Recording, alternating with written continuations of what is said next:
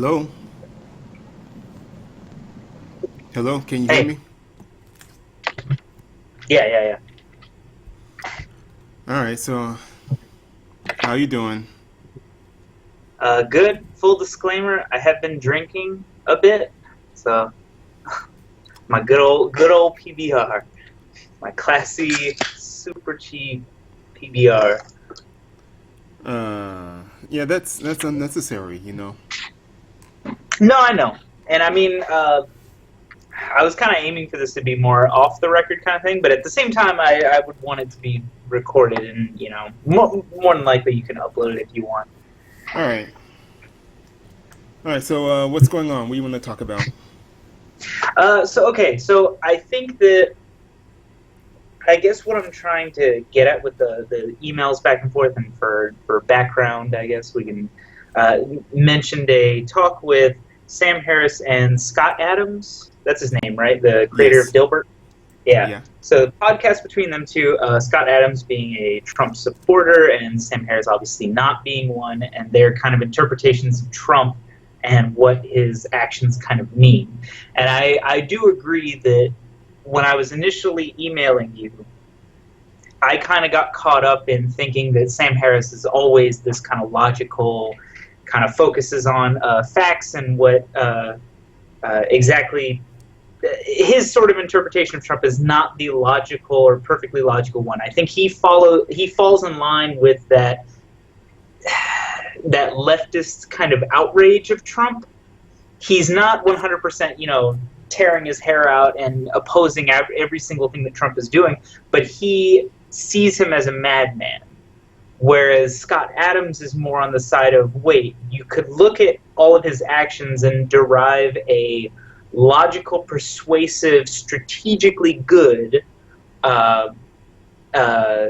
reasoning behind his actions. Mm-hmm. And I think that, I guess what I was trying to get at with your idea of logical debate and trying to structure everything and have everything come down to principle is you can scientifically prove that somebody is saying something, but you can't scientifically prove what they mean by those words. Because it seems like every time Trump comes out and says, okay, yeah, we're going to put a ban on all Muslims and stuff like that, which emotionally, in the way that Scott Adams would argue it, is that's aimed emotionally at his base, and Uh-huh. that is it's trying to convey that he gets it. He is part of that mindset and everything, but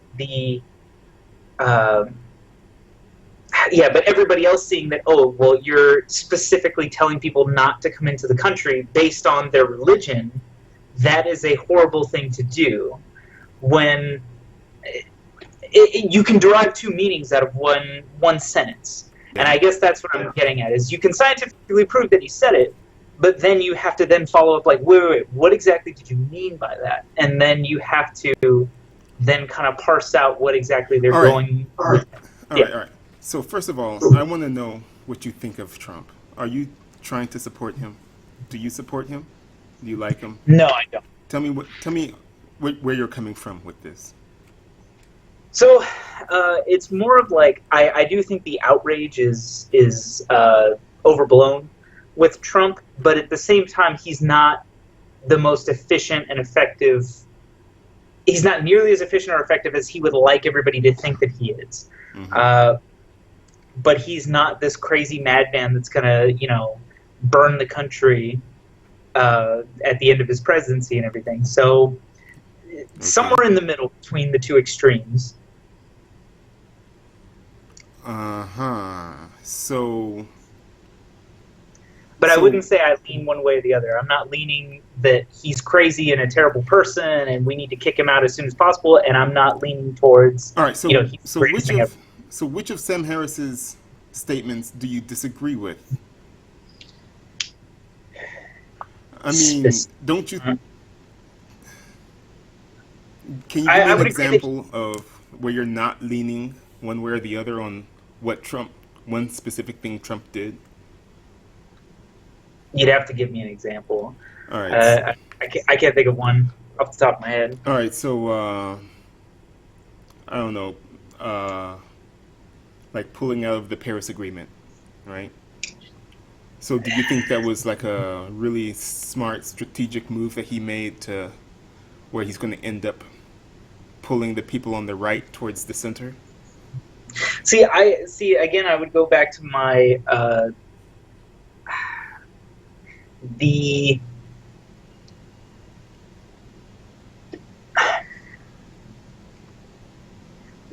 I think that it's the right move to pull out of the Paris Agreement, but not because climate change is a hoax or anything along those lines.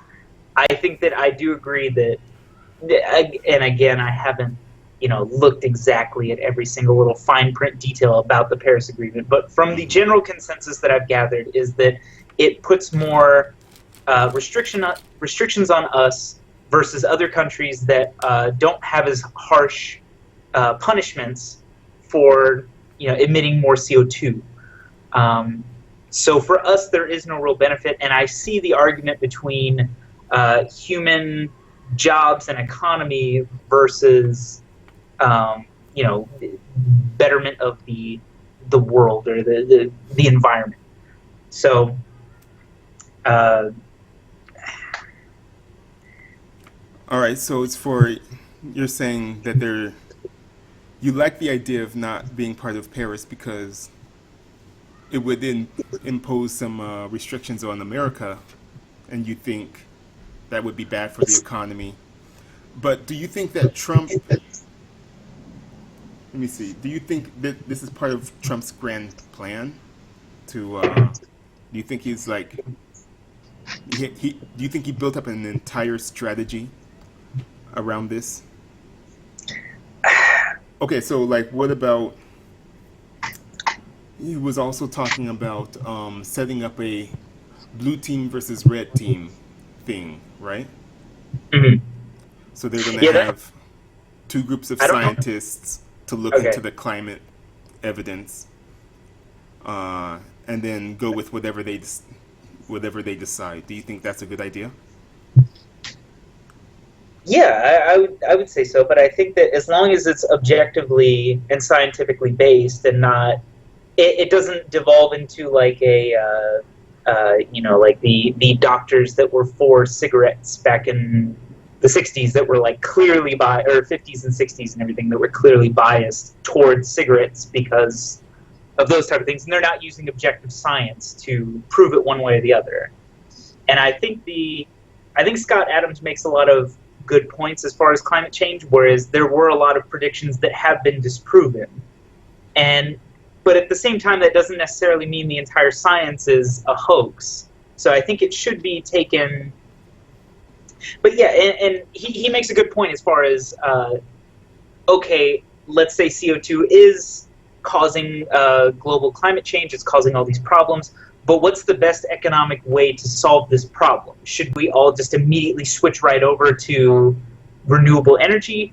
Well, not necessarily. It's not at that stage yet, or it's not as easy, or giant government subsidies being thrown into this, whereas fossil fuels are still much more efficient at this point, and I don't know, let somebody try to figure out that technology and then introduce it to the free market and then expand that way.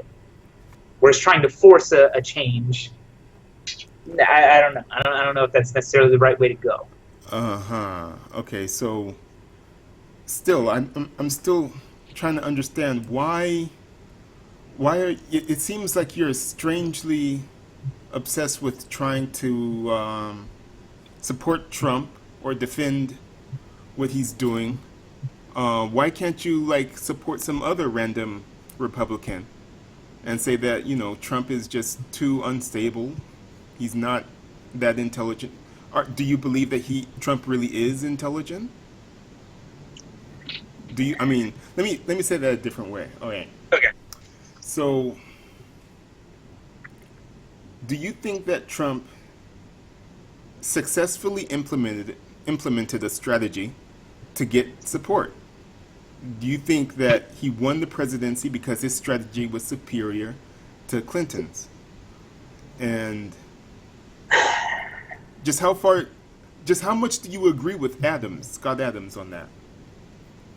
See, I feel like Scott Adams gets it a lot better than gets the way that Trump operates a lot better. Or to me, it seems like that's the simpler explanation, rather than he's this crazy madman who's completely unstable and is doing all these insane things to the outside world. He looks like an insane, crazy person in the White House, whereas Scott Adams argues from a point of no, it's very simple. Like he even outlines it in his book.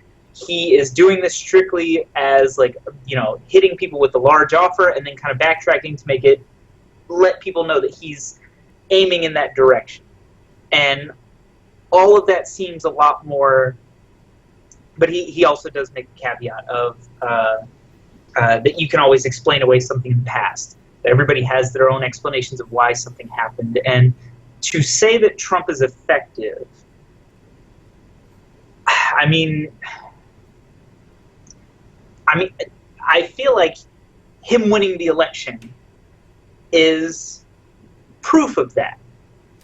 But at the same time, I think if he was put up against any competent Democrat who didn't have this history of emails, Benghazi, all of these other kind of scandals and all these other sort of things and big ties to Wall Street, I really think that if it was God, I can't think of his name. I can picture his face. Bernie Sanders. If it was Bernie Sanders and Trump, that would have been a much more interesting and much closer race. And I think that Bernie may have pulled it out. Just for all the stuff that he was campaigning on, a lot of people were going to that. But then again, if he would have made it past the primaries, who knows if all this other, horrible stuff would have come up in his past, and there would have been this constant fighting back and forth. Who knows? But I think that would have been a much it would have been much closer leaning towards the left. But yeah, I'm not a Trump supporter. I don't think he's the best candidate, and I don't think he's the perfect messiah that we're all waiting for. I do think he's a perfect example of. He's almost the perfect example of the argument against your idea for logical debate, where he can say things that are so outlandish, and if you wrote them down and looked at them on paper, you would say, whoever said this is an idiot or crazy. This doesn't make any sense. And yet it still persuades people, and it has worked to some degree. And I think that you can scientifically prove somebody did say this thing, but you can't scientifically prove exactly what they meant out of it. Because people will fudge their speech, or I don't know, kind of exaggerate it one way or the other. Sam Harris does it. Literally everybody does this to kind of sway or make it more argumentative one way or the other. And they exaggerate it in tiny little increments. But that. Okay, so. Okay, go ahead. All right, so I still think that if you want to have a position, it's better to use the rules against me. You need to. Those rules are important. I mean, they're vague enough for everyone to feel that they can use them, they can follow them. Okay, so when you start saying that, well, maybe it would be a good idea to not use those rules because then you can be more effective. You can still be effective if you say things that seem crazy. Well, of course, you could lie. You could tell lies and be effective. You can get people to believe you. Yeah, of course that's possible. But do you really want both sides doing that? No. I mean, ideally, I would I would like it to have two candidates sit down and strictly talk about policy and not get into trying to cut each other off or trying to have good quips and comeback messages and stuff like that. I would really like for them to talk about policy and say, no, I have a plan. My plan is outlined this way, and I think that this is the best way to go in this plan. Yeah, and have the other person say, and then the other person come in and say, what I think you really want is for them to try to change each other's minds. Because the way the presidential debates happen right now, they're talking to the the people in the audience. They're not actually trying to change each other's minds. If they Exactly. tried Yeah. to change each other's minds, they would get into these policy issues, I think. Yeah. I guess what I'm saying is I'm not against the idea of logical debate. I'm just trying to point out how is that different from what we have now? Because whenever somebody sits down to a debate, they don't exactly sit down to a logical debate. I would love that. That would be much more effective in my mind, but that is not effective for the vast majority of the public. That doesn't persuade people. When they sit down to have a debate, they just throw out the topics, and then people just throw back buzzwords to, oh, hey, and trying to make each other look stupid. And the way I described it is they're always trying to find somebody in a gotcha moment. That's what the Daily Show does, is they always try to catch Republicans in a gotcha moment. Same thing with Steven Crowder on YouTube, and after a while, it's okay to watch every once in a while, but even then, it's like I'll watch one video and I think it's funny, Mm-hmm. and then I watch the second video and then I'm over it. I'm just so done with it. It's like this isn't talking about the idea. You're just making fun of the other side in a disingenuous way. All right, all right. So let's get into some more ideas. Okay, so Okay, okay.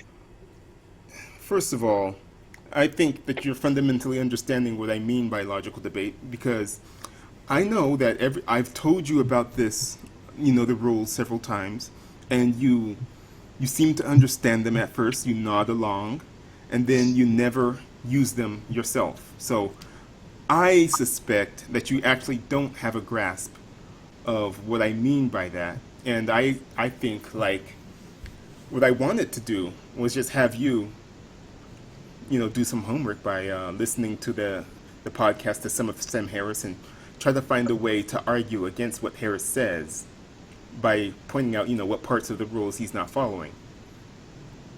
And so if you did that, maybe you would finally see what the Yeah, problem I, is. I, I do agree that once you they yeah, by me saying that he gets caught up in that leftist kind of outrage and stuff about Trump, that's him falling into that trap where he's not using his well thought out kind of methodical ways of thinking where he talks about Uh, Islam and profiling and stuff like that. Yes, I'm not using your rules of logical debate and everything, but I think that's where I was falling into a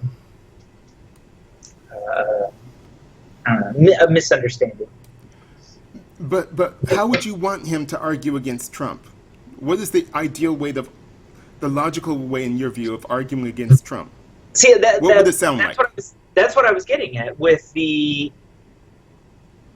You can judge Trump on what he says or what you think he means, and I think that's the big divide. Is the left thinks that he means, deport all Muslims, and that's what he means, whereas the right sees it as, no, he's not saying to deport all Muslims. That's just a big opening statement, and he's going to throttle that back to high terrorist areas and stuff, which is exactly what we want.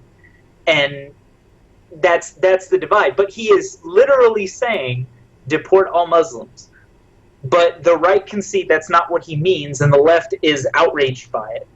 So that's what I'm getting at, is Harris could go in and argue from a logical standpoint and say, he is saying this, and if I were to judge him just based on this statement, he's completely way out of line. He is saying these crazy, things that would destroy your reputation. And he even makes the point to say that if I were to say those things, you would not be sitting across from me right now. You would not be talking to me for good reason, because I would be a crazy person to say those things. Yet when Trump does it, it's fine. Or, oh no, that's not what he means. People like, oh, we get what he's actually getting at. And I don't know, and that's where I'm kind of struggling with it, is you can scientifically prove that he said it, but you can't scientifically prove what he meant. All right. So at some point, we're going to have to agree that certain words mean things, right? That they Yeah. have normal meanings. What I see you doing is, so you'll admit that Trump will say something specific that has a technical meaning. Deport all Muslims, right? We're Yes. going to ban all Muslims. Right, so you understand what the normal English meaning of that is. But then you're saying that actually this is just part of a strategy where he says that he's gonna do that and then he's gonna walk it back. Hmm. Uh, but that means you have to make an assumption there about what his strategy is, right? But he didn't Yeah. state that that's his strategy, right? So then how would you prove that that's what his strategy is? But if you state the strategy, then that defeats the purpose, doesn't it? I mean, because if you say, "Oh, hey, just by the way, this is a big opening statement that I don't actually mean, that I'm going to later walk back. Oh, hey, by the way, ban all Muslims," and then later on, then he explain, "Oh no, I'm going to walk it back." Like that doesn't. It ruins the whole purpose of making the big opening statement. So you can't state it beforehand, and you can't. Yeah, and it is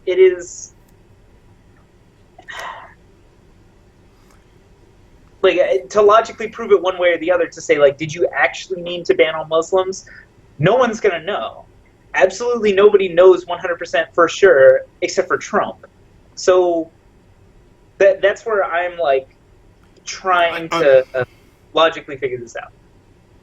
I'm telling you, you're gonna have to,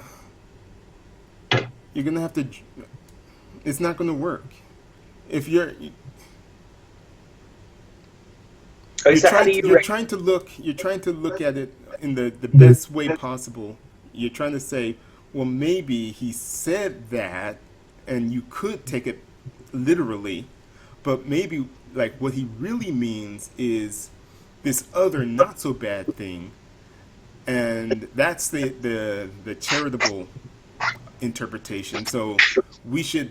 So that's probably the right answer, or something. You no can't no prove no that no no that's no no. you can't prove what his strategy is if he's not going to state it. And No, and I'm since using that example, and it sounds like I'm being more lenient. And the reason why I am being more lenient is because, based on his actions alone, all he has done is tried to block access from countries of high terrorism activity. He has not blocked all, because there are plenty of other Muslim majority nations that he has not even considered blocking. So it's not a where do you Muslim get your news ban, from? huh? What news sites do you watch? What news? Where do you get your news from? Uh, does it matter where I get my news from? Does that? I just want to see what kind of. Okay, so from what I hear, Yeah. Trump wanted to get working on that ban soon after he got into office, and he spoke to Giuliani, and he asked Giuliani Yeah. to come up with a plan that would so that he could ban them in a legal way. Okay, Yeah, yeah, and and and he it was said the to most Giuliani that yeah, find a way to do it legally. All right, yeah, yeah. all right. What do you think about that? So yeah, initially when it was coming out, I was saying, like, you're giving away your hand right then and there. Like, obviously this is out of a you're just doing it to try to get rid of Muslims and everything. Or, oh, hey, how can we do this legally? And Giuliani says, oh no, let's not make it about Muslims. Let's make it about terrorism. So we'll look at the terrorist nations and stuff like that. And I honestly couldn't believe that Giuliani was saying that. And I was not on. I am not a Trump supporter. When this was happening, I was completely appalled as this was happening, thinking, like, how can you do this? This is insanity. But strictly based on his actions and him banning terrorist nations or high terrorist activity nations, but then everybody always brings up Saudi Arabia, which I agree, but at the same time, I feel like none of us are in that position, so we don't have all of the info, which is another kind of point that Scott Adams brings up. But the idea that Saudi Arabia is a somewhat stabilized region that has a government that controls its area and everything. I don't think it's strictly like if you watch the Young Turks, they'll say, "Oh, it's because we get oil from Saudi Arabia," and "Oh, it's strictly that is because they send us money and blah." That may be part of it, and it may also be because they're a stabilized area of the Middle East that has some control over the area. And if we make a huge enemy out of them, who knows if the whole thing will come against us? Who knows? I'm Wait, just saying. wait a minute. Okay, so you're saying that the Young Turks idea that it's because of the oil is somehow not a convincing reason for you, but the idea that the Saudis have a stable country, that would be the convincing reason. No. I'm not saying that's the only reason. I'm saying that the fact that we do have a trade agreement with them and the fact that they're a stable region in that area, I'm saying it's not just one factor. It's not, the Young Turks would have you believe it's because they send us money for oil, and that's it. It's strictly a money which they throw this horrible negative connotation on, and it's all, double standard bullshit, whatever. I agree it's a double standard, but I don't think that it's a double standard for the one specific reason of oil money. I think that there's more factors at play, but I feel that I don't have all of the details on it, and I haven't fully researched And everything and on and Saudi yet Arabia. and yet you still believe that somehow it's okay that we're not going to ban Muslims. It's okay that Trump doesn't want to ban Muslims from Saudi Arabia. You lean towards that position? No. See, by saying that I don't have enough information, I feel like it's a cop out, and I'm sorry for that. But I feel like I can't say one way or another. I'm not going to Uh-huh. say yes, we shouldn't ban that, but I'm not saying no, that banning them is a terrible idea or whatever. I just don't know. And Um, you also know that the countries, the Muslim majority countries that are not part of the ban are also the countries where Trump has properties. You know that, right? like which ones? Saudi Arabia, for example. Trump has buildings there.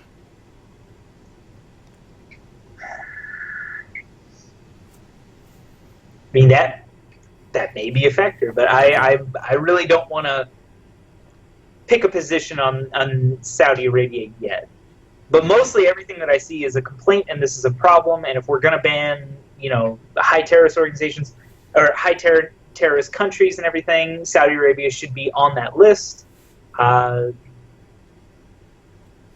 I'm inclined to agree with the Young Turks on it that we should ban Saudi Arabia. They should be included on the list, but not for the reasons that they say, or not solely for those reasons. Uh huh.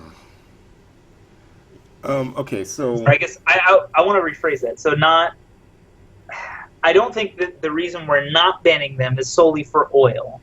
I think that they should be on that list for high terrorism activity, but that's the side that I lean towards. But I think that there's more factors at play as to why we're not banning them. uh huh. But I don't. All right. So what about so for some period of time there was a ban. What? So do you support overall having a ban on from Muslims entering America from those countries? Do you support the ban overall, the way it is currently? See, I don't know. I feel like the whole Islam discussion is a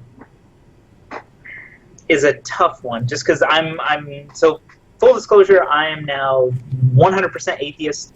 I grew up under Southern Baptist parents, and after community college time, I was a little more agnostic, and now 100% atheist. Um, Not really because of any one specific factor, but just kind of changed over time. Um, but looking at Islam, and again, I have not read the Quran.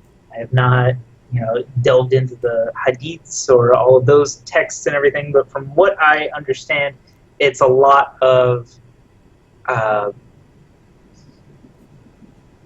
promotion of violence, Okay. and it clashes a lot with Western culture and those type of freedoms and stuff, which I would not be for. But at the same time, I do think that if you want to follow the Muslim religion, it's more in line with my views are more in line with libertarian type of or classical liberal. You want to follow the religion of Islam as long as it does not affect me. I do not care. But if you start to read the texts of, we need to kill the infidel, whatever, I immediately have a problem with that. And if that's what your text says, I don't give a shit. I don't care what your religion is. If you're trying to kill other people or trying to impose other your beliefs on other people, that I 100% disagree with that. Uh-huh. All right. So what about banning people? See, there's no easy litmus test for who is a radical Muslim and who is not. So, And what about, yeah, Trump's ban was supposed to be like a temporary one, right? 90 days or something? yeah, I think. Is that a good idea? Was that needed until we can figure out what the hell is going on? See, yeah, again, I don't see how. All right. So now if you're not really ready to support the ban that Trump put in place, then why are you upset that people are criticizing Trump for that ban? All right. I Now, think are that you saying that? the criticisms that I've seen have not adequately argued the point. The criticisms that I've seen are this is discriminatory against Muslims, and this is attacking Muslims and Islam, and or they don't say attacking Islam, they say it's attacking Muslims, and I disagree with that. I think that that's a poor argument against it. But I see your point.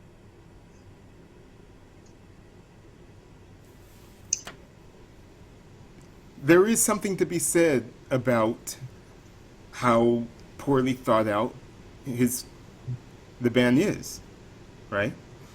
And there's a lot of people who are not being careful with their language. They're not they're not being. Yeah. Well, 100% agree. The term I've been using a lot at work and everything is the Trump administration has the sloppiest language that I've ever seen. But Uh-huh. based on their actions alone, I don't think they're necessarily doing a great evil. But it's not. Okay. All right. So So let me I'm just more curious on your views of all this. let me just How tell do you you feel what about the Trump? let me just tell you what the problem is, okay? So when it comes to Islam, there are a lot of people who see Islam as a threat on the right. A lot of people on the right who see Islam as a threat, and they want to do something about it. The problem is they're not speaking carefully enough about the issue, and as a result, they tend to make general statements about all Muslims. Okay, Yeah. and they don't talk about Islamism and violent Islamism, and they don't make those distinctions, and so they are being sloppy. And there are people who believe that it is morally bad for a person to act hypocritically, and morally bad for a person to make generalizations about all Muslims, right? See, That would be but like, again, I feel and that this gets into what somebody says versus what somebody means. I think if you were to get into literally what somebody says, most of those right-wing people that are talking against Islam and everything are referring to Islamism and Islamists. But if you strictly go by, I mean, maybe they may slip up and say we have to Muslims are. limit the debate to scientifically provable actions. So yeah, But you again, want, you can't scientifically prove what they mean by it. never mind what And they you're mean. saying I no, mean, but you're okay, so saying what that they you're saying they're sloppy with their language and they are uh, saying things incorrectly when they should make the distinction of Islamism. When I think that most people watching them that are on the right understand that they're talking about Islamism, but maybe they say Muslims and then the left flips out about it, and it's If they didn't flip out, they'd be acting hypocritically. Okay, so that because that's part of their definition of to act like an anti-Muslim bigot.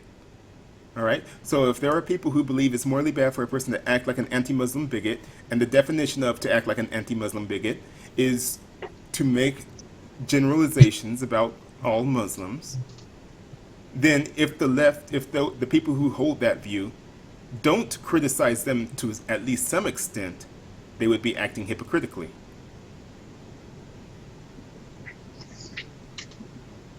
Right? I think there's even cases where they do make the distinction between Islamism and Muslims, and they specify that no, what I'm against is Islamic terror and Islamism and this type of spread, and they still get labeled Muslim bigots Well, or then there's probably Islamophobia. then there are probably reasons why they get called that. Okay, like they're not being careful. I don't know exactly what situation that was that you're imagining, uh, but I could easily imagine a situation where a person will in one video maybe use the right language, and then turn around and then slip up again the next minute. Uh, yeah, so you have to be. There are people who are not being careful. It's going to come down to you're going to have to teach people different speech habits. All right. So if they really meant to talk about Islamists, then you need to get them in the practice of saying the word. All So right. And so we're going to have to teach a large number of people how to be more specific with their wording. so do you think that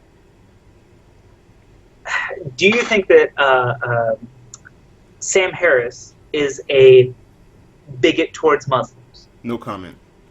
All right. So anyway, um, What do you mean, no comment? Do you think he's okay? Do you think he is sloppy with his language in regards to Muslims and Islamism? he has been sloppy in the past. Okay. That was up until he met up with Majid Nawaz, and yeah, I don't, like I say, I believe it's morally bad for a person to act hypocritically, and it's morally good to work hard at work. And then third, well, there isn't a third one that I hold. Okay, Oh, okay. so Well, I'm what? not saying that it's morally bad for a person to act like an anti-Muslim bigot. I'm just trying to explain to you why people would be upset with the things that some people say. Okay. But okay. Well, which way do you?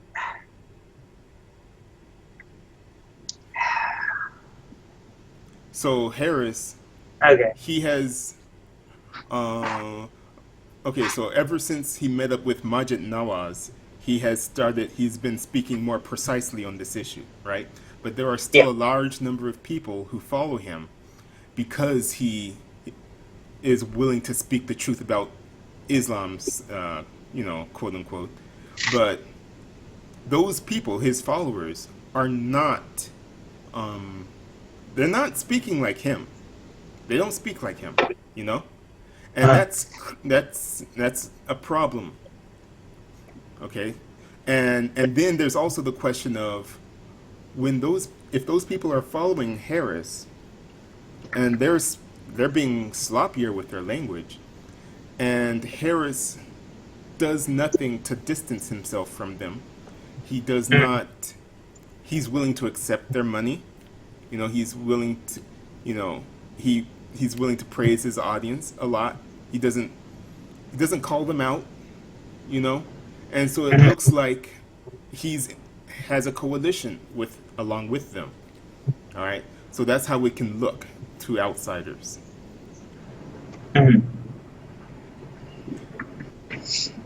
And also, I just want to point out, just so that you know, like I said, Rule 3 is that you have to limit debate to scientifically provable actions.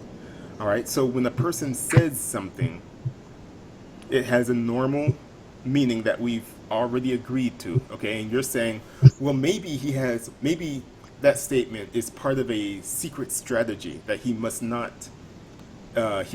say out loud. You know, but Yeah. that's unprovable. That's off limits in logical debates. Okay, so what that means is that the original statement that he says, like if Trump says let's ban all Muslims, right?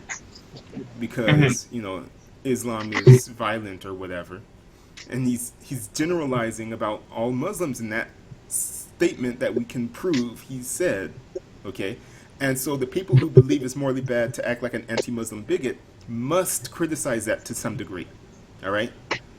So in my view, I think you're stuck on that. Okay, you have to admit that. Now, if you want uh,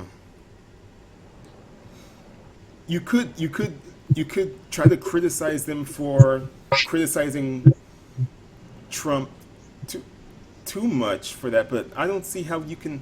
That would be wouldn't that be like tone policing? You would be like, so some people are criticizing Trump for an action they believe is morally bad, and then you criticize them for overly criticizing Trump. You want them to criticize Trump to to an. No, You think there should be it's an not upper so limit? much. Wouldn't that be tone policing? Okay, Didn't you okay. say? So you're saying the over reaction to Trump. You think that's actually a normal? That's a reaction to what he is literally saying, and that they have an obligation to object to what Criticize he is. to at least some degree. Agreed to some degree. I don't know. I can't think of a specific example of somebody that has like gone above and beyond saying that he's a. Well, I don't know. I feel like anything that has been said about Trump has been, or anything that could be said about Trump has been said about how he's a racist, misogynist, whatever you can think of. But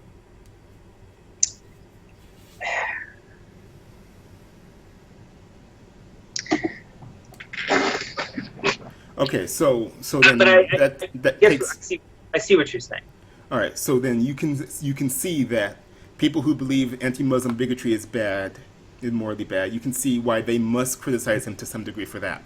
All right, now let's move on. Since you're complaining now about the the sexist part, uh, what is it that you thought of the tape that came out of Trump on the bus with Billy Bush, and what he said about grabbing women? What did you think about that statement?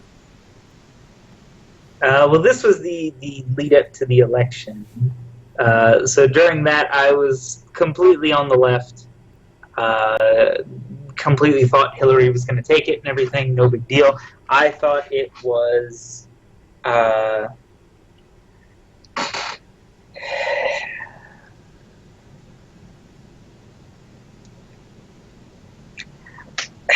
don't know. I want to give a like I've heard the locker room talk kind of argument and everything, but I have heard locker room talk, and that's exactly it. That's exactly. But whether or not Wow. that's Okay. Go ahead. morally good or morally bad, and especially for a presidential candidate to say something like that, and for it to be caught on tape and for all to hear,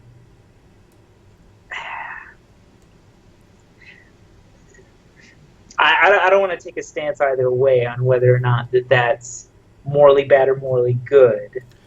For the record, Yeah. I didn't actually. I wanted to confirm, exactly which of your moral views do you intend to be on the record. So I got you saying that it's morally bad to act hypocritically. What other moral views are you willing to say on the record? No comment. Hmm.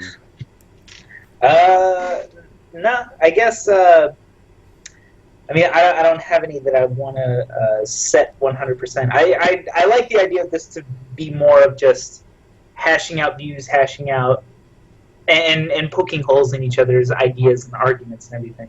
Whereas I don't want to 100% set my ideas on more Uh-huh. good, more bad yet. Oh, okay. Okay. All right. I'm still So not. I'm still not even sold on the. It's morally good to work hard. I like it, but I want to try to poke more holes in it first. But what? we can get into that That's in some other point. that's ridiculous. What the heck? You're a freaking libertarian now. Okay, okay. Classical liberal. Okay. Okay, Now, there we go. um, all right. So that's gonna be a big issue. All right, but back to the tape. All right. No, Now, but again, I like the idea. I just not 100% sold on it. I'm 70% sold on the. It's morally good to work hard, but I'll think more this on is it. ridiculous. How much longer do you need? You think that people? Okay, okay, okay, okay. Coming back to this. Coming back. Okay. Um. But okay, no, I want to get into it. So okay, so how do you define hard? How do you define it is morally good to work hard? What is your definition of hard? Is that 100% of your physical and mental capability at all times while you are on the clock? You give your absolute 100% all the entire time, and that's it. What if I don't know? I wanna scrutinize it more. Oh, what I mean by working hard at work is to work the way that I work at work on a daily basis. Okay. So So the way I work you is are I the go. measure. Huh? You are the standard. You are the Yeah. measure. You are the. This is hard. This Yeah. is. Yeah. Yeah. That's what I mean by the words. Yeah. So the way I work at work, I work hard. I do well. I do my job well. Higher quality in general. I go faster than my coworkers. Uh, yeah, I So you have put to go effort faster than your into. coworkers. You have to put effort into it. Yeah. So I mean, what if your coworkers are all working as hard as they can and you cannot work faster than them? What is the Then definition we are of? all working hard at that point. That's how I would say that. But then how do you define? What if somebody like physically or mentally cannot compete with somebody else? What if they cannot? So you just If have to work they're hard to be putting that next. effort in there, if they're putting the same kind of effort in that I am, they're just physically These are weaker. so. No, but you can't scientifically prove any of these. Yes. You can't scientifically prove effort. What Yes. is effort? Is there a percentage of effort? Like, are you actually? How do you? What is the equation for effort? Well, you can look at the person, you can look at their movements, you can see, uh, how much effort. You can see.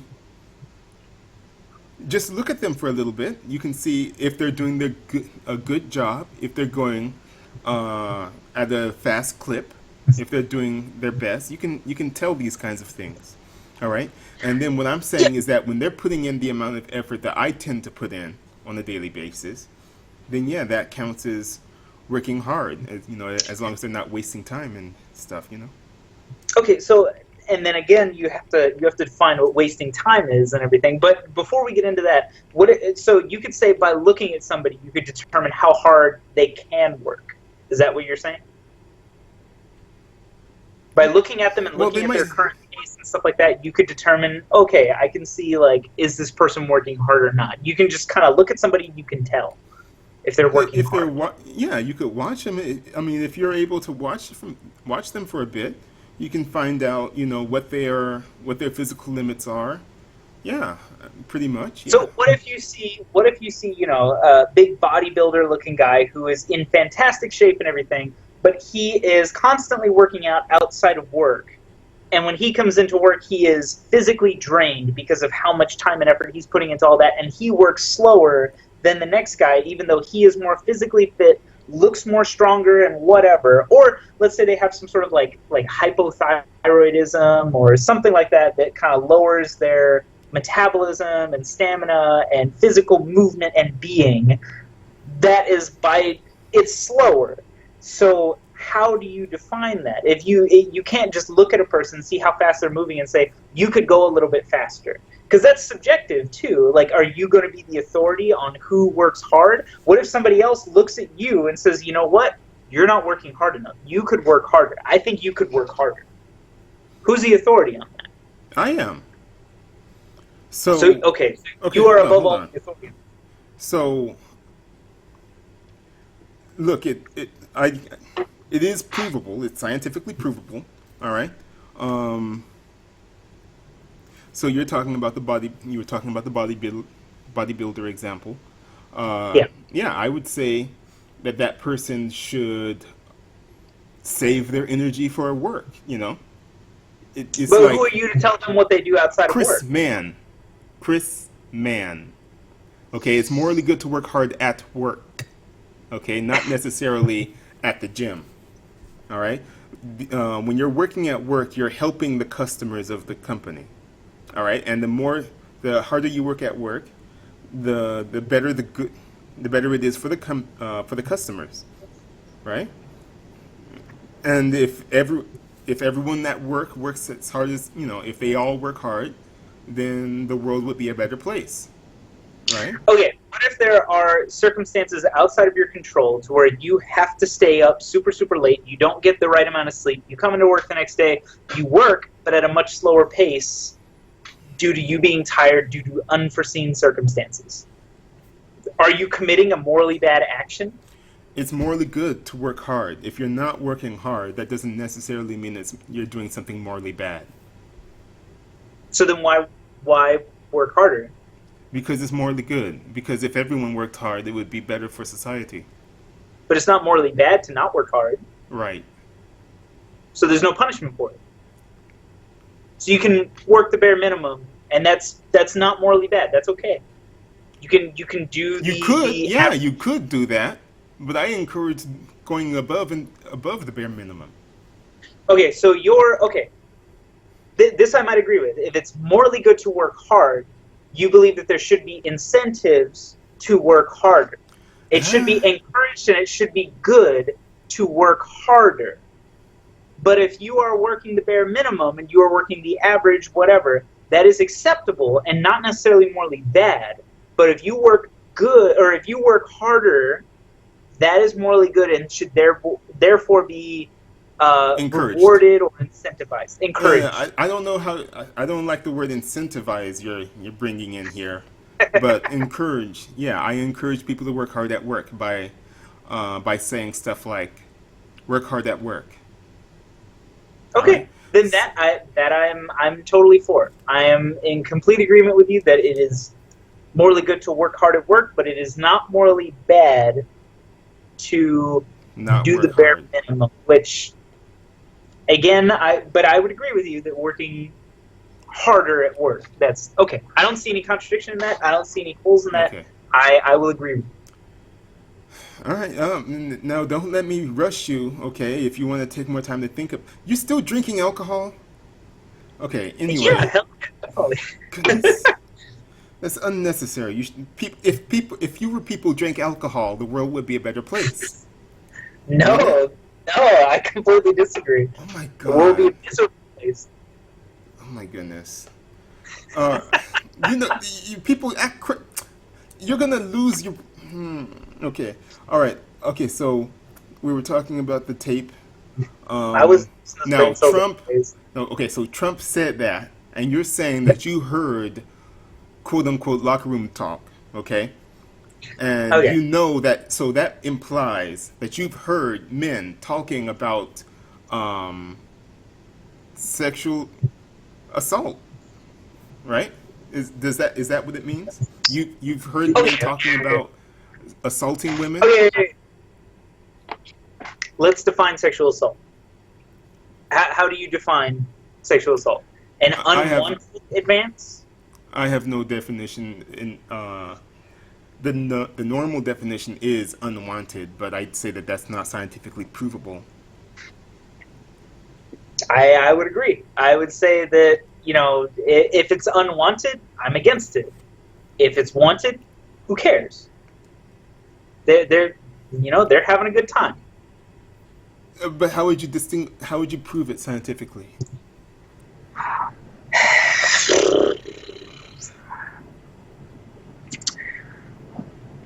I don't know. That's a whole nother issue. Mm-hmm. I mean, you could get into the whole, yeah, the was it rape culture and whatever, and people are, I don't know, two different sides to it. Of okay, well, women getting raped are the victims here, or men getting labeled rapists are the victims here. It's however it goes. 50-50? It's You think it's 50? Okay, okay. So anyway, yeah. So I've been watching some YouTubers. I've been hearing these debates about the men's rights activists and stuff like that.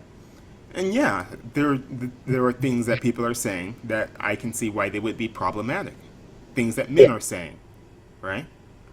And so, yeah, I mean, I wouldn't. There's a case that could be made against Trump. Okay, that's the way I see it. Okay. Um,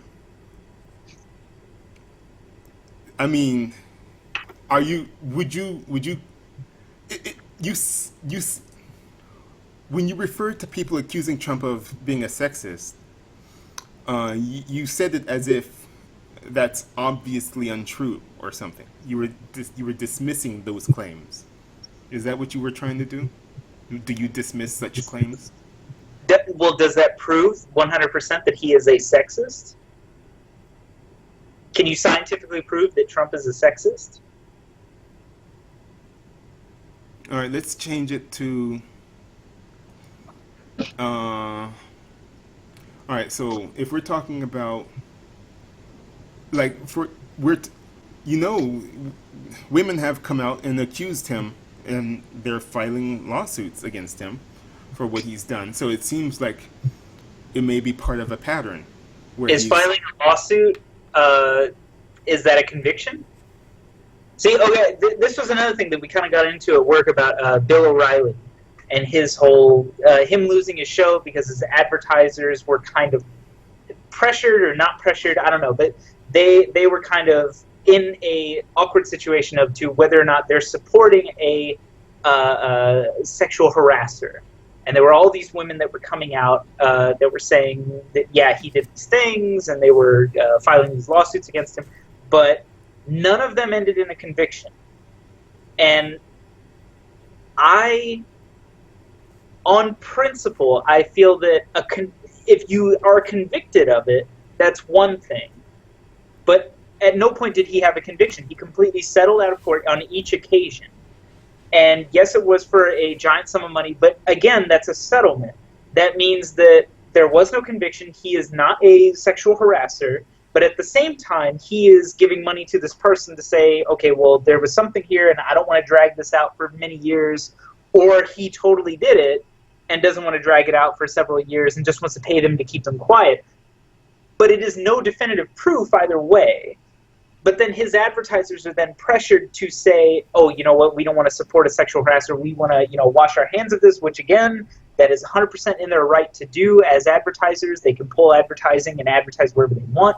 But at the same time, it doesn't sit well with me. I don't like the idea that public perception can make somebody lose their job. When public perception has no grounds, there is no 100% proof behind the public perception. It is just what people think about this individual, and he lost his job. Then again, I mean, he got this, millions of dollars as a payout to leave Fox all News and right. stuff. So Are you I'm not pitying the guy, but at the same time, he did lose his job over nothing provable.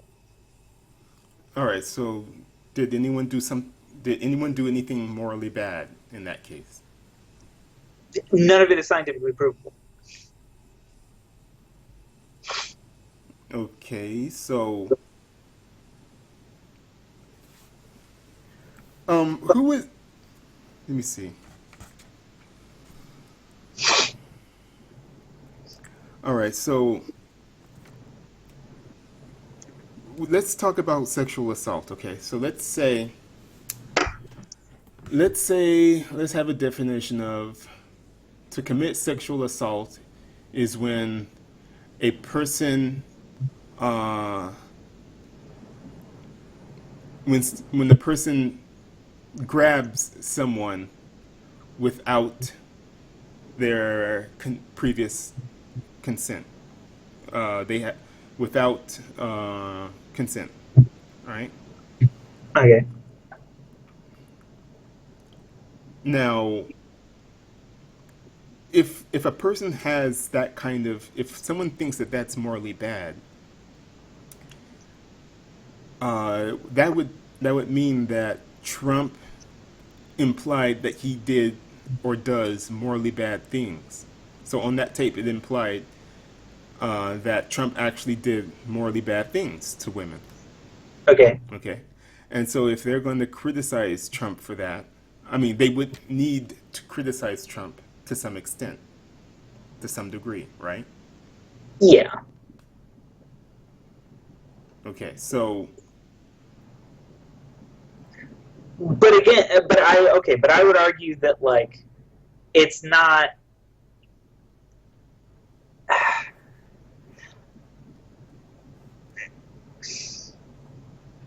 I would say that that's not an absolute to say that somebody touching somebody else or grabbing them, their genitals or whatever, doing that without explicit consent mm-hmm.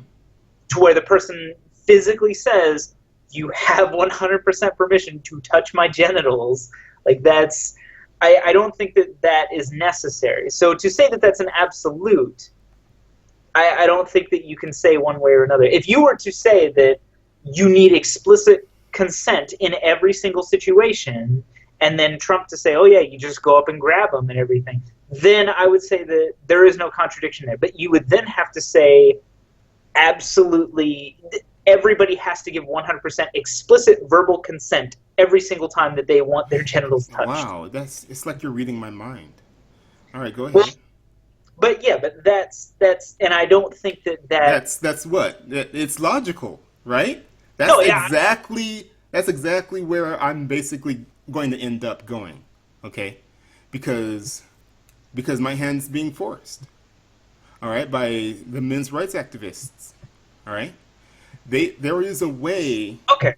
to argue that whenever men are accused, it's basically the woman just out to get money, right? And they're making it up. The women are making it up after the fact. It was consensual sex, and then afterwards she decided that she regretted it, and Okay, so so she's going to accuse the man, and then the man is in a weaker position, and it's unfair for the men. And so I'm saying, okay, so let's put everything. Let's have 24/7 surveillance, and let's have it so that you have to give consent beforehand for every so encounter. you would have like written verbal, like you would have a notary present to witness the signature of, hey, she is saying this is totally okay, so I can then You don't need a yeah. notary per se. It's just No, videotaped but yeah, evidence, I some sort of suppose. surveillance or whatever to watch Yeah. the yes, I am okay with this person. Yes. And if you carry the, yeah, yeah, yeah, that's going to end up being the solution. Okay. Just don't be an asshole. Why not? Why can't everybody just not be an Hey, asshole? you don't need to use that kind of language here. Okay. No, but you know what I mean. Why I don't know. It's but agree. There are people that will abuse the system that way, and yeah, that eliminates abuse on both sides, I guess. But yeah, No buts. No buts. This is what you wanted. This is what the MRAs want. Okay. Shoot, it's really frustrating to hear Joe Rogan. I listened to one of his conversations with Gavin McInnes, I think his name yeah. was.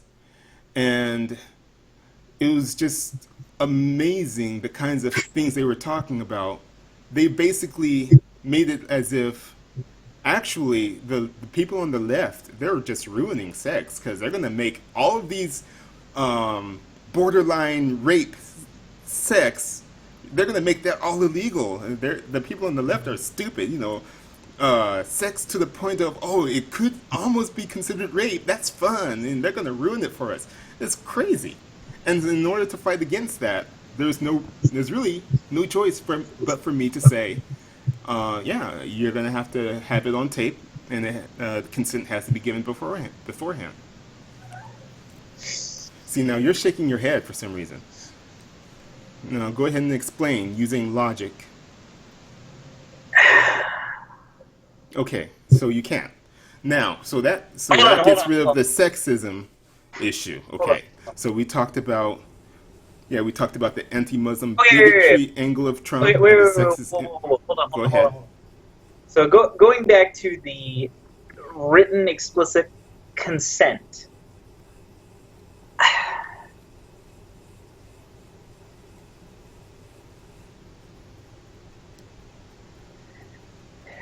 I'm trying to think of, is there a way to scientifically prove excitement leading up to a sexual act, like a build-up foreplay, that type Oh, of you could idea? have monitors. You could have like a blood. I don't know. You could have some kind of electronic device attached to people that monitors them. So I would say that if you were to do that in every single instance, I don't know. It comes across as like Too bad. Too bad. You're gonna have to deal with it, okay? Because that's where we're being pushed towards. That's what I'm being pushed towards. Yeah, you're gonna have to make up your mind. Okay, so either you want consent to be given ahead of time, or those MRAs are going to back down. Okay. Now, all right. So let's. okay. I'll agree with you that that's a good point, but I want to think more on it before I commit to a Uh side. huh. That's a Yeah. good argument though. I'll give you that. All right. So you were dismissive about Trump being called anti-Muslim bigot and a misogynist or sexist or whatever. Yeah, Um, Now let's talk about the I'm racism. getting here. I'm listening. Then. Okay. I'm listening. So we can talk about the racism angle of it. Okay. Okay. Now different people have different definitions of what it means to act like a racist. Okay. Okay. What is that? Another alcohol? Yeah. Instead Why? of getting another beer, Why? But why? got to keep the buzz going.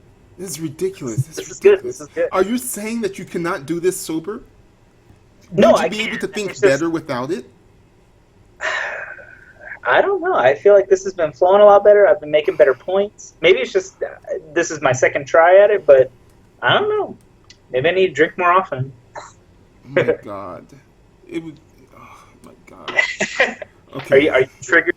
Are you triggered? Is it possible to scientifically prove a person is triggered? Okay. We could get Now, blood sugars and determine exactly what the acetylcholine levels are and hormone levels are for being triggered. you want to go down that road? Let's do it. Okay. The idea that you would even need. Why don't you drink more soda? Ugh, soda? No. It's terrible. It's bad for you. All that sugar? Okay, so now different people have different definitions of what it means to act like a racist. We talked about that before, actually. So whatever the definition that a person comes up with, once you've determined that it's scientifically provable, and once we've determined that Trump actually did that action, the people who think that that action was morally bad would need to criticize Trump to some degree, right? Agreed. Okay, so then would you criticize those people for criticizing Trump? If their logic was sound, then no, I wouldn't criticize them. Okay. So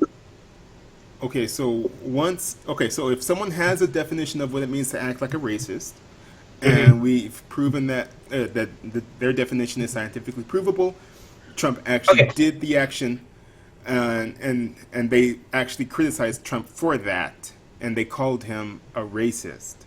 All right. Okay. Would you then complain that they are going overboard? They called him the worst thing that there could possibly be, and now the word means nothing. Or how far would you go with that? It would depend on their definition of racism. If they defined it as, well, I can't think of a quick example, but if it, from what I've seen of Trump, I haven't seen him say anything that is racist. I have not seen him, by my definition or by I don't know, anyone else's definition. I don't think that anything that he has said has been determined to be racist. If somebody were to call him a racist, I would criticize their definition of racism. No, uh,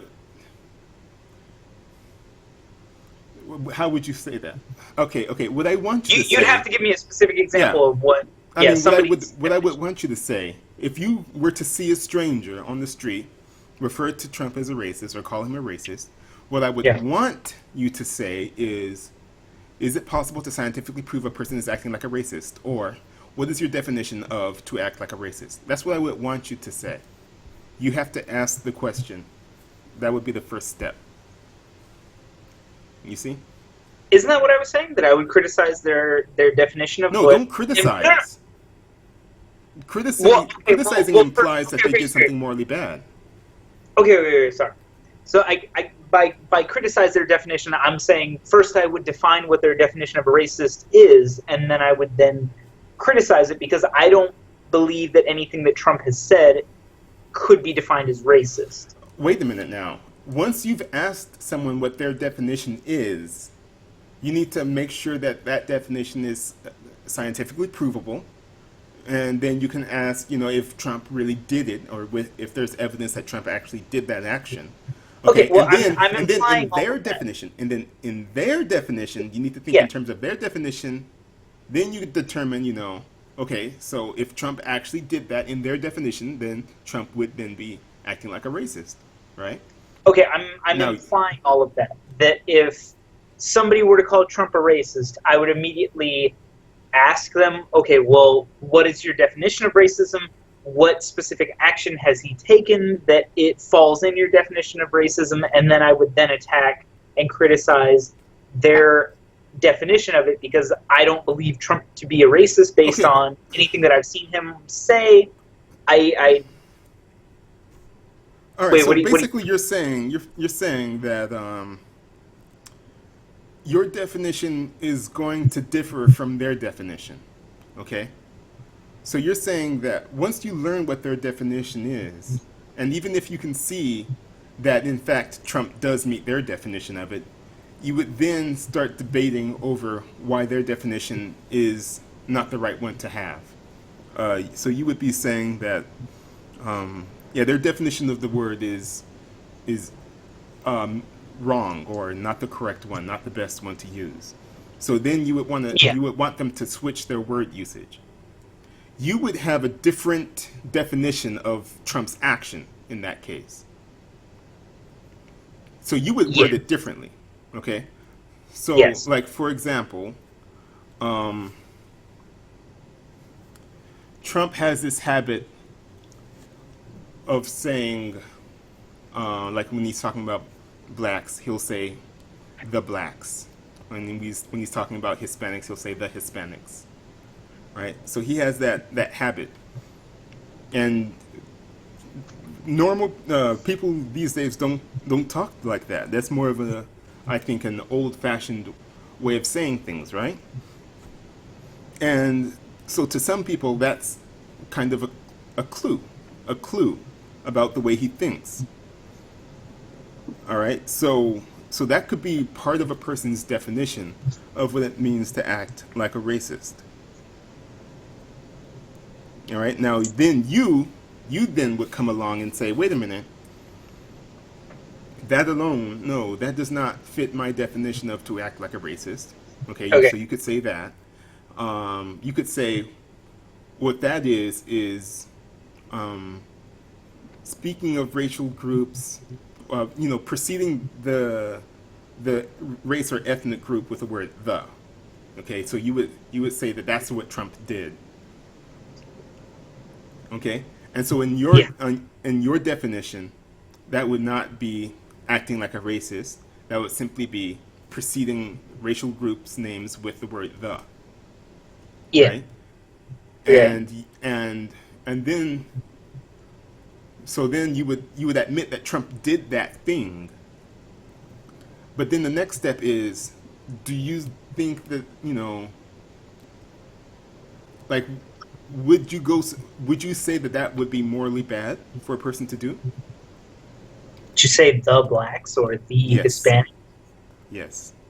no, I would not say that that's morally bad at all. Okay.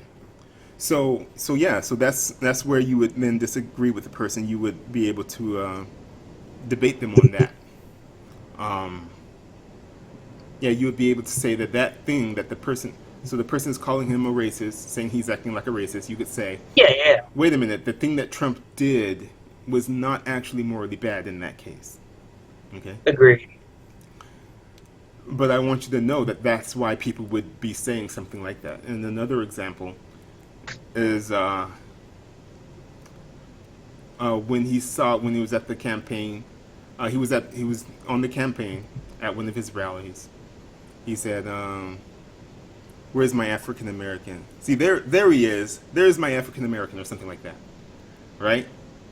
Now Okay. that stands out because no one speaks like that, right? It's not a normal way of. Yeah, there's something strange about that speech pattern. Okay. Now you could say, well, he's old-fashioned, or Well, he okay. he Well, grew up. how do you define that? What's strange about that? How do you define that strangeness? Why does that feel strange?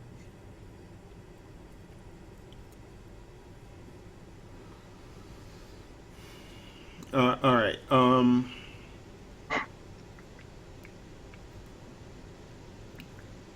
Like I You agree, but don't. I'm wondering what your Okay, interpretation okay. of it is. People, there's a re, people don't. People normally don't speak that way. That's basically, if you're really cool with other people that don't look like you you you can talk about it naturally without. Uh, So you're getting into unscientifically provable territory. no, no, I'm just talking about normal word usage here. So, But if we what's were to do a normal? poll, if we were to do a poll of the speech patterns of American English, Okay. all right, we could find the standard patterns of when, like, I've never called someone my Asian, you know. So like, uh, yeah, I don't call people my Hispanic or anything like that.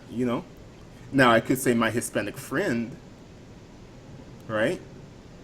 But there's a difference with, like, when you're saying my Hispanic, when you're saying my African American, it sounds more like ownership in that case, right? See, You I feel could that make that that's case. implied though. I feel like it's specifically because it is a white man saying, "Where is my African American?" And that your mind quickly goes to, like, everybody's mind quickly goes to, wait, this is a touchy subject. This is I don't know. There's connotations to it, referring to slavery and stuff like that. But if it was any other race, or if it was some other way around, or whatever, it would be funny or comical or a little silly, whatever, and that's it. And I feel that, yes, that connotation is there, but if you can't apply it to every other race and everything, and I mean, did Trump himself own slaves? Like, it's not relevant. It's not. Yes, it's a sore subject in American history, but it's not. I don't think that it's applicable now. Uh huh. So you wouldn't see that as an additional clue to what he really thinks. No, So and the so fact that it's subjective like that, I would say that that's not a definitive that, oh, he's racist. That's what is your the definition? Okay, that all depends on your definition. Okay. Now, No, but if you're. there's I'm saying by you bringing up these points and you bringing up these examples and everything. All, at least so far, the first one is, I don't know. What was the first one again? The your first example of Yeah. racism, saying, "Oh, to people, the blacks or the Yeah. Hispanics Yeah. and everything," that's a clue that maybe he thinks. Again, like that's you can't prove that how what somebody thinks based on how they speak, and that Never goes mind. again into what they versus what they say versus what they mean. That distinction and everything that's different to scientifically provable, but that's different. Uh, but again, on that instance, okay, yeah, if your definition is by if you say the blacks or the Hispanics, you're a racist. That's a I don't know, If that's pretty. part of the definition, then by definition, yeah. Now it's not part of your definition. Now, if you have some kind of secret definition you haven't told me yet, or about what your definition of to act like a racist is, you know, maybe if you have a well-defined definition for me, I should hear it. You should go ahead and tell me it. All right, so that we could get rid of this confusion. But for some people, that a person is not going to explicitly state, that the white race is superior than the black race or something like that. It's more subtle. The idea is that people have gotten smarter about it, and they know that they're supposed to just drop hints. All right, so that's the idea. So you have to look for these. The idea is that you have to look for these little clues, and that's why people would get upset over those small verbal, um, yeah, insensitive comments like that. Okay, so the dictionary Google definition of racism is prejudice, discrimination, or antagonism directed against someone of a different race based on the belief that one's own race is superior. So, using the logical rules of debate, I would say that it's not scientifically provable to determine what one person believes, unless explicitly stated otherwise.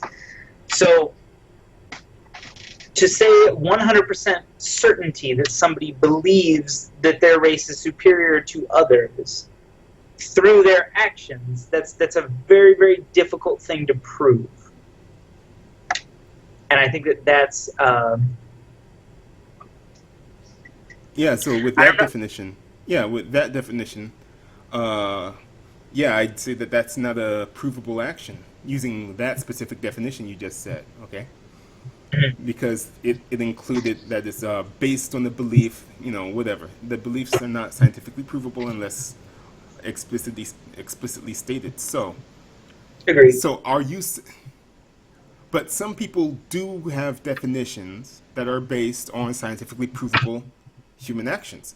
Okay, so like if you come across a person who believes that using these so-called dog whistles and speaking in a certain speech patterns Yeah. is evidence of racism, then what I usually do when I'm debating with someone is I accept the other person's definitions of their words. Okay? So Okay. so usually, I have the normal definitions of words in mind. But when a person starts talking to me and it becomes clear that their definition of these words are different from mine, different from the normal, I ask them what their definition is, and then I accept it for the sake of debate. I accept it for the rest of that conversation. That's the definition we're going to go on, in order to help the conversation along. All right. So anyway, when you're constantly dismissing accusations of racism because but but really what's happening is you don't accept their definition of it. You're not Okay. accepting the other Okay. person's definition of it. So you're saying is that the stronger argument would be to say that to scientifically prove that somebody is racist, you're scientifically proving a belief which you can't scientifically prove. So it you're saying that the stronger argument is to say that what is your by definition of to act like a racist? yeah, Or is it scientifically provable? Okay, and then you get the yeah. evidence to see if Trump actually did the action. If they believe that action was morally bad, then maybe you would prefer to reword it and not call it racism. You know. All right, let's move on to another example because apparently, because Trump. Let me see. There was a point where there was a judge, a Hispanic judge, ruled against Trump in the And he case, said right? because he's Hispanic, he uh, ruled against me. It's literally because of his race. That's why he ruled against me. Right. He said something like that, right? Yeah. All right. So what did you think of that? Never mind. Let me tell you what you should think about it. So, Harris at the time, Sam Harris, he talked about it on his podcast. Did you hear that one? No, no, no, no.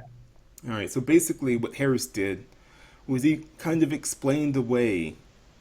Um, he found a different reason from the normal reason to be upset with Trump over that, saying that it's true that that judge, the judge happened to have been born in America. His parents were from Mexico, and Trump had assumed that he was Mexican. He was a Mexican judge or something, and so Harris was basically explaining, that was an honest mistake on Trump's part, assuming that he was Mexican. I think that's how it went. That Trump had assumed that he was Mexican, and Trump was saying that he couldn't judge. He wasn't going to be a fair judge against Trump because Trump had said that he wants a border wall, right? And so, of Yeah. course, this Mexican American judge would rule against him. And so, what Harris did was he said that that's not an example of Trump being a racist or bigoted against Mexicans. Really? Right. That So surprises me. Harris said that that's not an example of Trump being bigoted against Mexicans. That was instead an example of Trump mistakenly thinking that Mexicans, naturalized Mexicans or whoever cannot be impartial, cannot be unbiased. Trump. Let me see. So yeah, I mean, it's a generalization that okay, because he is Hispanic or because he is Mexican, he cannot judge this impartially, which that is an assumption over Mexicans. And that would be a generalization about a race. So is that Harris's argument that it is racist for those reasons, No, or no, he was saying he that it's doesn't not say? racist at all. It's not racism. It's just Trump being stupid for having assumed that there are. Okay, so Harris was saying that it's not completely illogical to think that uh, a person with Mexican heritage would be biased against Trump. So Harris was saying that that's perfectly fine. I forgot exactly what the argument was, but basically Harris was saying no, no, no. Trump is not bigoted against Mexicans per se. He's not racist or anything. It's just that he did not word this particular tweet correctly or something like that. All right. Now, See, that's either very way, I have problems with it no matter what because it's Harris is kind of buying into the absolute idea that like the possibility that because he is Mexican or Hispanic that he could be biased. I mean, that is a possibility, but that's not an absolute. That doesn't mean that all Hispanics are biased towards Trump. That's not a 100% absolute. So I feel that for him to kind of buy into that and to say, I mean, based on what you've told me, like his whole idea of it that that is possible, and the way that Trump tweeted and mentioned that he being Hispanic, no matter what, it's that he's making the assumption that because of what his race is, he's going to rule against me because I've said things before that were sloppy and whatever, and a lot of the Hispanic population is against me, or that's what the left would like you to believe, even though they don't vote that way. That's I don't know. Either way, like no matter how you argue you're making a generalization both ways, and I feel like the generalization doesn't matter. He's literally assuming based wait a solely on minute this now. guy's race. Wait a minute now. Maybe Trump was actually, you know, just saying just speaking the truth. Trump is trying to get at something that's really true, and he's But he actually may not like being a be. super. He could. Maybe he's being like he has a secret strategy where he says the outlandish thing just as a first offer, okay, and then he'll walk it back in order to, and then he'll, you know, maybe it was actually a smart thing for him to do. Why wouldn't you?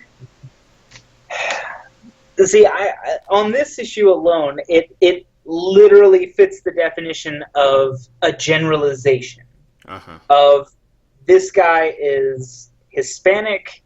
I've said things in the past that the left has kind of deemed uh, derogatory or offensive towards Hispanics. So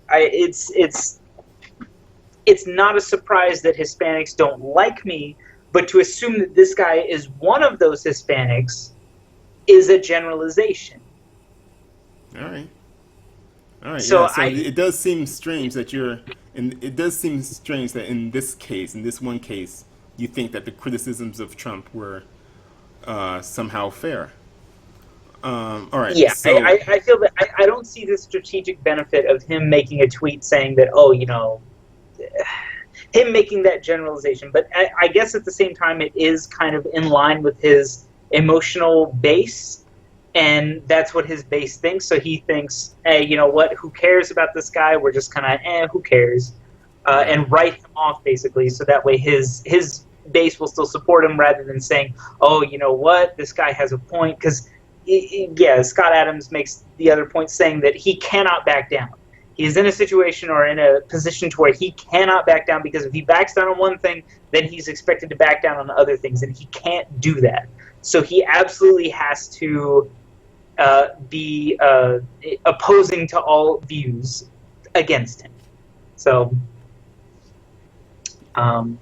All right. he, So he, okay. So yeah, I was surprised to see the position you took there. All right. Now let's see. There have been accusations of. I mean, there are old accusations of the way that Trump ran his business, one of his casinos back in the day, in regards to his black employees at the. I think there was like a casino or restaurant or something where some. I don't want to get into it. It's an old example, so maybe you would argue that he's changed his mind, or maybe the witnesses there were lying, or uh, so, well, wasn't it something along the lines of they were specifically not hiring black people, or they specifically were trying to hire a specific race of people, or something like that? And yeah, they were found to be guilty of some sort of thing, and then they had to diversify. I'm not sure. I'm not sure if that happened. I'm. Well, I heard maybe something like that, but what I was thinking of was a case where I think there was a black comedian, one of the famous black comedians, who just by chance had been working in one of those restaurants in the kitchen or something, and they made sure that this guy stayed in the kitchen when certain guests came so that he wouldn't be seen. Something like that, along the lines of that, but I don't remember the specifics. The point is, I wasn't, I was thinking let's just forget that one because it's so old and I don't remember the details. yeah, But there's that also, I haven't heard. all right, so there's also, though, something else. Now, this is the interesting one. Why are you still drinking alcohol? Okay, all Because right. I opened it. I got to How, drink it. how is that going to help you? Okay, yeah, you should try to restrain. What is more difficult? Drinking more alcohol or drinking less? Which is harder? Which requires more effort? More mental effort? All right. Now, what I'm Drinking, thinking of I is guess.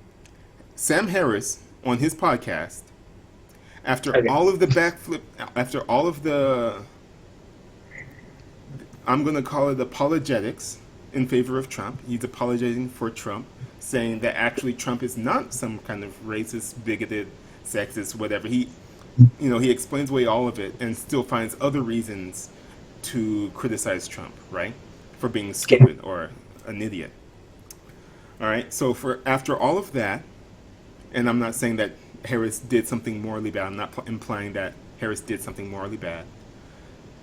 On one of his podcasts, or on three of them, I think, he announced to his guest that actually he has an acquaintance that he knows of who, for certain, has videotape evidence of Trump using the N-word and using it as an insult. And so Harris has a friend who has possession of this videotape and has not released it yet. And Harris was asking his guests what they would think of this tape coming out and if it would possibly lead to, helping getting Trump out of office. Now, what would you think of such a tape if it were to come out?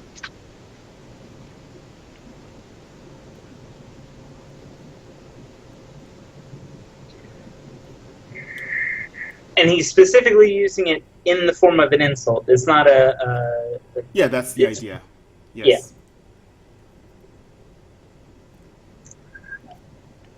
Now, you could argue, Yeah, that's technically what he said. Does that, by definition, make you a racist? Again, I would go back into what's your definition of racism. Right. But you can understand why people would say that yes, that is scientifically provable evidence of that. Based on your definition. But yeah. Okay. You could scientifically prove he used it in a insulting manner. But I don't know. Even then, I've heard jokes where it's used. Whatever. Goodness. Okay. Whatever. All right, I don't want to get down that. I don't want to get down that rabbit hole. So let's say he used it 100% as an insult. There's no gray area. All right. And then if people are criticizing Trump for that, will you criticize those people?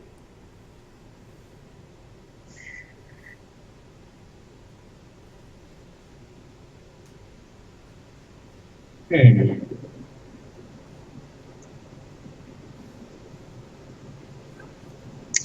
don't know. That's a hard question. If you it would have to depend on the context. It would have to depend on. After I watched the video, I would say more than likely I would probably say, okay, I'm going to see how this plays out, and see how each side reacts to this and everything. And more than likely, I don't expect a very good defense from Trump himself or the White House in general, but it's probably going to be an old tape. Would you say, well, because it's old, Trump has probably changed since then? Would you say something like? All I'm asking is. Okay. What is your definition of like repercussions for that? Like, okay, he used a racial slur, and let's say it was it was pretty old. What would you say is his reparations that he needs to make for that? Should he come out and apologize for it? Should he just accept the criticism? Should he, resign? Like, what is your definition for what he should do in that instance? Okay, let's say, okay, by your definition, by somebody using that word in that manner, that defines him as a racist. And let's say he used it yesterday. What does it matter? Do you think that he should be impeached as president for saying that? Do you think that he can't continue his job because he has said that word? He has insulted somebody in that manner? Does that mean that he can't continue on? All right, so what I'm thinking is, when it comes to people who, for those people who believe that that's morally bad, the issue, okay, so first of all, they would have to criticize it to some degree, right? Agreed. Now, first of all, I was trying to get you to at least, admit that, and then not criticize him just for criticizing it to some degree. All right. Okay. I'm trying to get down. Okay, so like we went down the anti-Muslim bigotry part, we did the sexist part, and I'm trying to get down the racist part of it.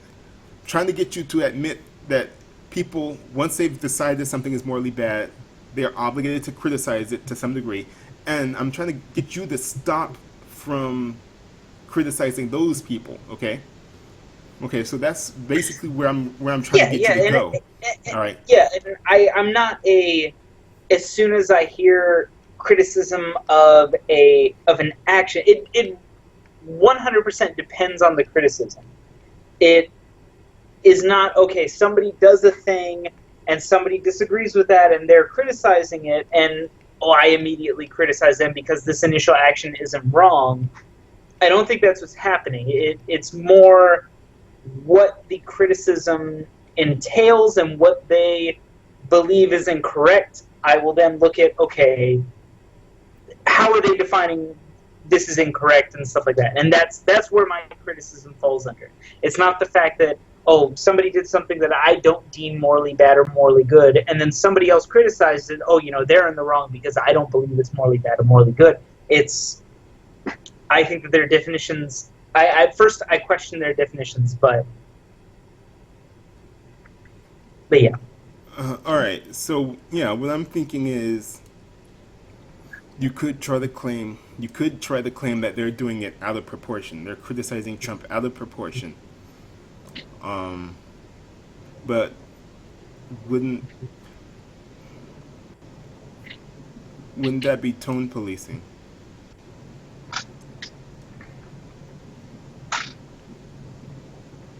See, Didn't you I don't think imply that I'm tone policing. I think that didn't you I'm. imply that it's morally bad for a person to police someone's tones? I never said tones.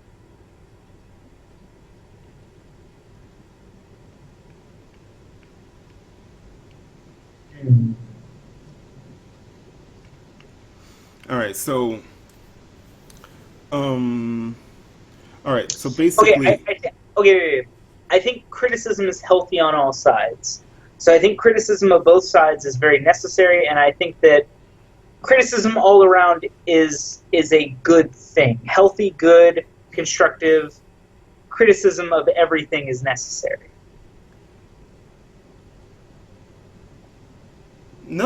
no, you can't. No. If you criticize something, you're implying that someone did something morally bad, right? Yeah, and I think that there are moral gray areas. I think that the I don't know. You could take the Young Turks and everything, and some sort of right group, and look at how they criticize each other, and how the Young Turks likes to criticize corporations and big business, and they think that capitalism has led to a lot of different uh, monopolies or backdoor dealings, and there's all these little things that are happening behind the scenes that we don't know about, and they're implying all these negative connotations where the right tends to see that no, free market, this is all kind of working out together, but there is crony capitalism and everybody is against that. But I think that they deem certain things morally bad more so than what the right sees as morally bad, or they think that that happens, but not to the degree that they see it happening. I don't know. It seems like their focus is on different things, and it seems like everybody agrees crony capitalism and those type of fixing markets or All right, hold on. Let me. the thing that comes to mind really quickly is the Cenk Uygur and Ben Shapiro debate at Politicon, where they're talking about money being considered free speech. And I watched it. yeah, and Cenk kind of argues from the point of basically money being added into politics that adds all these other problems, and there are quid pro quos that you can't necessarily prove that are happening. Whereas Shapiro is saying that, like, you have to prove it before you can make that accusation. You can't say that a quid pro quo is happening without being able to prove it. But at the same time, you can see how people put a lot of money towards a certain politician, and that politician gets into office, and then after so many years or whatever, a bill comes into place that greatly benefits whatever company put money towards that candidate. Mm-hmm. Something along those lines. And you could maybe argue that that's a quid pro quo.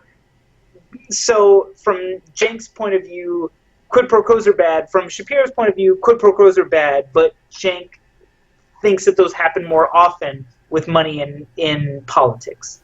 Yes. And I think that healthy criticism is great. That they both go back and forth and they both kind of point out their views, and there's not necessarily... I think you're not going to get a logical winner in every debate. Most debates don't end in a solid, okay, this person clearly won on this topic alone. And I don't think that that's true for most situations, that you're not going to have a perfect, this logic makes perfect sense, your logic does not, this one wins, we're going with this option. Because that may not even be the most All right, hold on. Let me stop you. whatever Let me stop option. you. Okay. All right. What I'm arguing for is changing people's minds. All right.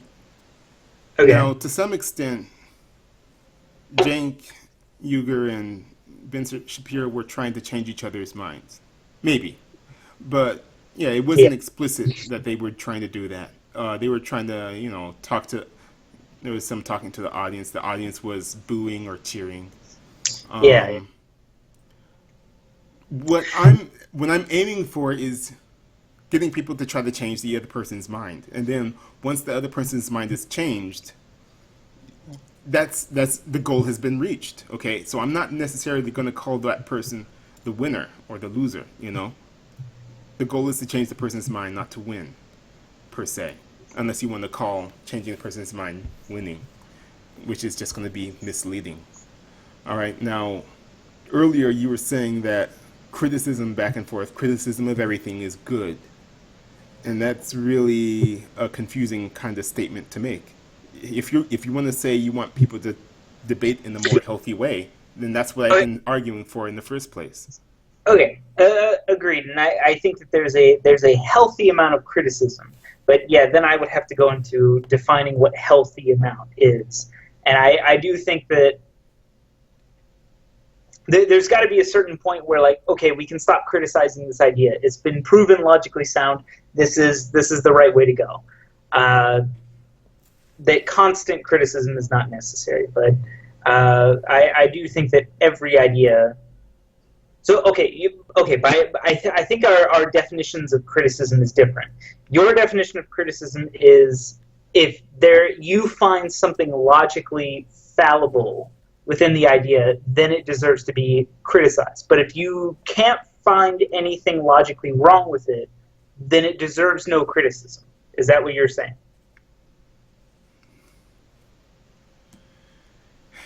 No.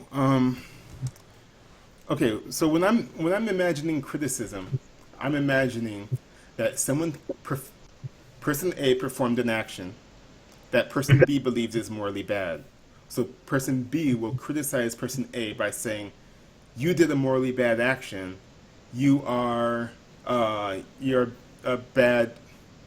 You're the kind of person who does morally bad actions. You're stupid." Maybe they'll do name calling, whatever. I'm calling that criticism. All right. That's when you said that criticism. All right. Let me just go back to what I wanted to get. Yeah, I think it'll become clear later. All right. My point is, you were saying that if a tape comes out with Trump using racial slurs as insults, your position is more like, okay, so then what do you want him to do about it, right? What would be enough for him to no longer be criticized for that? What would he have to do to stop being criticized for that? For some action that he performed in the past, right? Now that would, I would say, depend on, like the people who are criticizing him. So you could ask them, like I said, they have to criticize him to some degree. So then the question is, what is the what is the degree to which a person must criticize them? Well, what is the degree that they believe he must be criticized to, and like how long should that last, or whatever. All right. Now, if they start demanding that he resign or something, they would have to put it in the form of a moral view, a separate moral view. They would have to say uh, it's morally bad or it's morally good for a person to resign upon being called a racist or something. Mhm. All right. So, yeah, you could just ask those people that. Yeah. And then maybe they would give you some kind of answer, some kind of definitive answer. All right. But my sense of it is it's a big deal if that video actually exists. All right, because it confirms all of the other clues that we've been talking about. Uh, it matters because he's the president. He's in charge of U.S. policy. In many ways, he's going to be. He can put those policies into action, and through Mm. his surrogates, they can. They don't have to. They're not necessarily going to announce it out loud what they're doing, but they could be putting in place certain policies, discriminatory policies, right? And so that would be a concern. All right. So like But then even if it's he not ever, about him. Then it becomes about his organization. I feel like that's like several leaps and bounds ahead. That you're okay. He used the slur. So then, okay, if by your definition that proves that he's racist, does that prove that everybody he's appointed is now racist? Do you then have to go and vet each and every one of them? Do you have to find some sort of like I don't know. I feel like that's a rabbit hole to go down, I guess. But yeah, I gotta all right, take all right, take all out the right, dog no stuff. problem. So, do you want me to call All you right, back? Just leave it running, or no, that's fine. We can stop here for now. okay? Um, All right, so I feel like there was something else you asked in the email that I wanted to address, but I forgot. Um,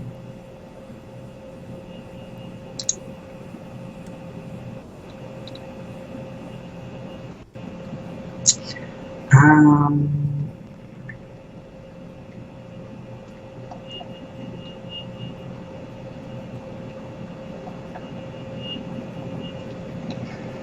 you seem frustrated. yeah, yeah, because you're basically saying that even if the worst of all,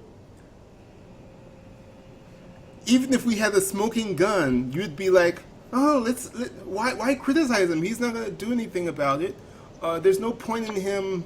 Uh, well, if like, okay, maybe you would think, oh, it's enough for him to just apologize and be done with it, and you think, oh, that's enough. Then he can just continue on to get rid of affirmative action, which he's started to do now, and to implement immigration restrictions that's going to end up favoring Europeans and so on and so forth.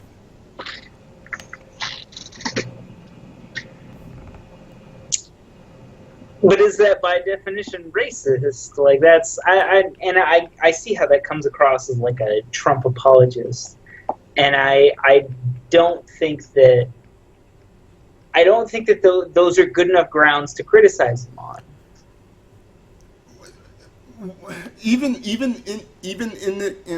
Even though it matches a pattern, even if it matches a pattern, Again, it's assumed. Like, okay, it matches a pattern. How provable is that? Like, you could say somebody matches the pattern of a serial killer. Does that make them a serial all killer? right, all right. No. So you go ahead and let the dog out or whatever, and come back, okay? Okay, okay. I'll call you back. All right.